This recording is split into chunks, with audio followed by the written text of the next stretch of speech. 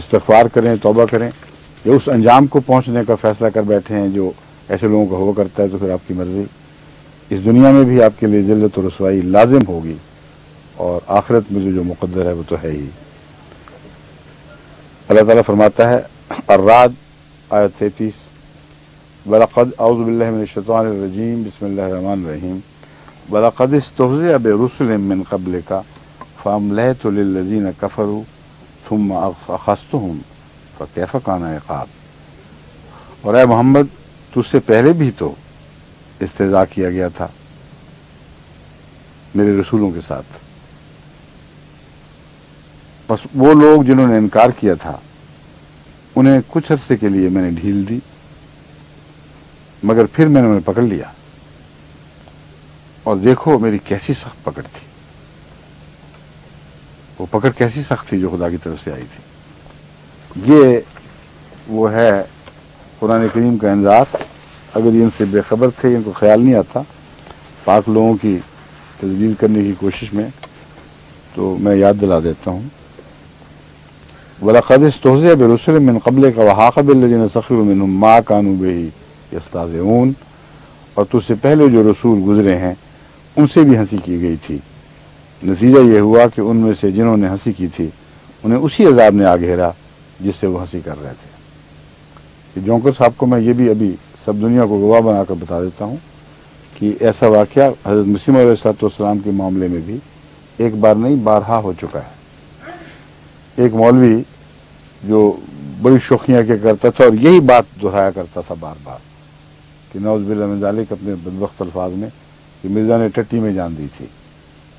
وہ چلتے ہوئے چنیوٹ کی بدرو میں جس کا اوپر سے ڈھکنا اٹھا ہوا تھا اس میں جا گرا اور سارے شہر کی ٹٹی میں ڈوب کے مرا ہے. اس کا انجام ہمیشہ کے لیے اس کے جھوٹے اور گندے ہونے پر گواہ بن گیا اور مسیح علیہ السلام کے حق میں آپ کی صداقت کی گواہی دے گیا. ایک برما میں مولوی ہوا کرتا تھا, اور وہ یہ اعلان, بڈھا مولوی لیکن کوئی خدا کا خوف نہیں, یہ اکثر کو ہوتا ہی نہیں ان کو. وہ اعلان کیا کرتا تھا کہ میں گواہ ہوں کہ مرزا صاحب ایک آنکھ سے کانے تھے, ان کی دائیں آنکھ نہیں تھی, بائیں آنکھ تھی صرف, اور جو دجال کانے کی خبر دی گئی ہے یہ وہی شخص تھا. حلف اٹھا کے رسول کے ممبر سے یہ اعلان کیا کرتا تھا. ہمارے احمدی جو وہاں تھے بعض مظلوم, بہت کمزور, بڑا ان کا دل کرتا تھا. آخر انہوں نے دعا کی کہ اللہ تو ہی ہے جو اس بدبخت کو پکڑے. چنانچہ وہ ایک دفعہ اس کی دائیں آنکھ میں تکلیف ہوئی, وہ ڈاکٹر کے پاس دوائی دلوانے گیا. وہاں ایک دوائی ہوا کرتی تھی کاسٹک سوڈا, وہ بھی اس کو کوئی محلول اس کا آنکھ میں ڈالا کرتے تھے. اور ایک کاسٹک اصل تیزابی چیز ہے یا وہ ہے الکلی کا محلول, مجھے یاد نہیں, لیکن بہت ہی خطرناک اور تیز زہر ہے جو آنکھ وغیرہ کو ایک دم گھولا دیتا ہے فوراً. تو کمپاؤنڈر نے غلطی سے وہ زہریلا کاسٹک دے دیا, اور وہ جب آنکھ میں پڑا ہے تو یوں آنکھ پگھلی ہے اس کے زیر اثر سے. اس قدر چیخیں ماری ہیں مولوی نے کہ کہتے ہیں کہ اس کی طرف اس کو دیکھی نہیں جاتی تھی, مگر جو کچھ کرنا تھا ڈاکٹر نے کیا, اس آنکھ کو بچا نہیں سکے. اس کی بجائے وہ گڑا پڑ گیا, اور ہمیشہ کے لیے وہ اس کانی آنکھ اس پر لعنت ڈالتی رہی, آخر وقت تک اسی آنکھ کے ساتھ مرا. تو یہ واقعات تو ہم نے بارہا دیکھے ہیں, اس کثرت سے ہیں کہ ان پر میرا خیال ہے اب وقت ہے کہ کتابیں لکھنی چاہیے آج کل بھی, مختلف زبانوں میں اس کے ترجمے کروانے چاہیے. اور ربا والے سن رہے ہیں, میں ان کو نصیحت کرتا ہوں کہ مستند واقعات ہمارے دور میں بھی بہت ہوئے ہیں. میں نے وقف جدید کے زمانے میں بھی ایک دفعہ ریکارڈ شروع کروائے تھے احمدیوں پر ظلم کرنے والوں کے بد انجام, اور جیسا کہ وہ احمدی کو صف میں لپیٹ کر جلا کر دھواں دینے والے کو کا سارا خاندان بس کے حادثے میں جل کے مرا ہے, اور اخباروں میں یہ سرخی چھپی کہ وہ جل کے مر گئے, حادثے کی ٹکر سے نہیں مرے بلکہ آگ سے مرے ہیں. ایسے واقعات اس کثرت سے موجود ہیں جن کی سند موجود ہے. میں نے تو اس زمانے میں مجھے یاد ہے کہ آدمی بھجوا کر غیر احمدی جو اس زمانے کے اس علاقے کے بڑے بڑے لوگ تھے ان سے بھی تصدیقیں کروائی تھیں.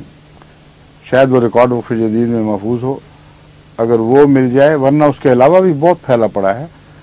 جماعت پاکستان کو چاہیے کہ اب وہ سارے واقعات نکال کر ان کو شائع کرے، تاکہ کچھ جو شریف النفس لوگ ہیں ہر جگہ ان کو ہدایت ہو، ان کو خدا کا خوف پیدا ہو، کیونکہ انبیاء جو خدا کی طرف سے آتے ہیں، خواہ وہ غیر شرعی ہوں خواہ وہ امتی ہوں، ان کی بنیادی حیثیت نبی ہی کی ہے، اور اس پہلو سے اللہ ان کی غیرت دکھاتا ہے۔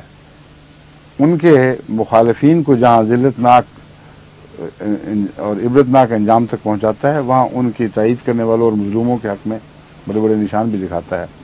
یہ ساری باتیں اب ہمیں جلد از جلد بہت بڑی کتاب کی صورت میں نہیں، بلکہ چند مختلف چھوٹے درمیانے سائز کی کتابوں کی صورت میں شائع کرنی چاہیے، اور ان کے سب دنیا میں ترجمے کیے جائیں، اور کچھ واقعات یہاں اس پہ ٹیلی ویژن پر مختلف زبانوں میں پڑھ کے بھی سنائے جائیں۔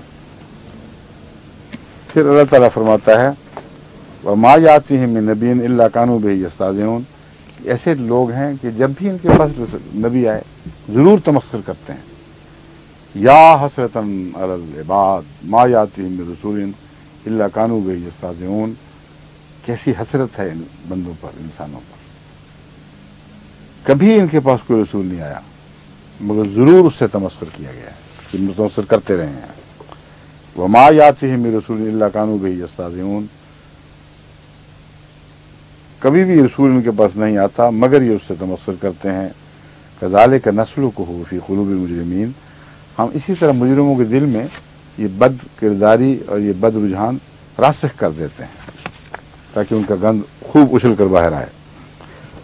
اور بھی بہت سی آیات ہیں جن میں یہی مضمون ملتا ہے، تو میں یہ جونکر صاحب جو کچھ یہ چیز ہیں ان کو بھی اور ان کے حوالے سے دوسرے ایسے علماء کو جو گند اچھالنے سے باز نہیں آ رہا ہے، میں نصیحت کرتا ہوں کہ خدا کا خوف کریں اور رکیں، اور اللہ اور محمد رسول اللہ صلی اللہ علیہ وسلم و قرآن کی مدح میں حیرت انگیز روحوں کو وجد میں لانے والے نغمے الاپتے ہوئے بزرگ کے اوپر زبان کھولتے ہوئے خدا کا خوف کریں اور اللہ کے عذاب سے ڈریں۔ السلام علیکم ورحمۃ اللہ وبرکاتہ۔ خدا حافظ۔ alislam.org Holy Quran, selected verses of the Holy Quran, Introduction to Quran, MTA Live 24/7, Friday Service, Ask Islam, Mikam al-Arab, Languages, Spanish, English, Arabic, Online Bookstore, Audio Video Tapes, CDs, True Islam Online, alislam.org